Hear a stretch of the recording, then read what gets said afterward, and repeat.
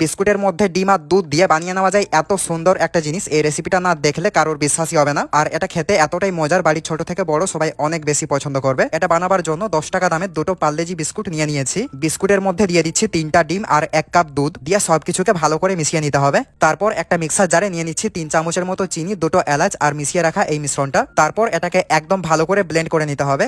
এরপর চুলায় একটা ফ্রাই প্যান চাপিয়ে তার মধ্যে দিয়ে দিচ্ছি 3 চামচের মতো চিনি আর অল্প জল দিয়ে একটা ক্যারামেল বানিয়ে নিতে হবে। ক্যারামেলটা হয়ে গেলে একটা কেক টিনে দিয়ে ভালো করে ছড়িয়ে নিচ্ছি। তারপর এর মধ্যে একটা ছাঁকনি নিয়ে সেই ব্লেন্ড করে নেওয়া মিশ্রণটা দিয়ে দিতে হবে। তারপর এটাকে ভাপিয়ে নেওয়ার জন্য চুলায় একটা হাঁড়ি চাপিয়ে তার মধ্যে দিয়ে দিচ্ছি বেশ একটু জল আর একটা স্ট্যান্ড দিয়ে জল একদম ভালো করে ফুটিয়ে নিয়েছি। এর মধ্যে বাটিটাকে বসিয়ে ঢাকা দিয়ে চুলার আঁচ একদম হাইতে করে দিয়ে এটাকে ভাপিয়ে নিতে হবে 20 থেকে 25 মিনিট বা 30 মিনিট। তো ভাপানো হয়ে গেলে একদম ভালো করে ঠান্ডা করে নিয়ে আগে ছুরি দিয়ে ছাড়িয়ে নিতে হবে, দিয়ে উল্টে নিতে হবে, তাহলে কিন্তু বেরিয়ে আসবে। তো দেখো দেখতে কতটা সুন্দর হয়েছে আর খেতে কিন্তু অনেক অনেক বেশি মজার। বাড়িতে একবার বানিয়ে দেখো, সবাই অনেক বেশি পছন্দ করবে। আজকের মতো টাটা।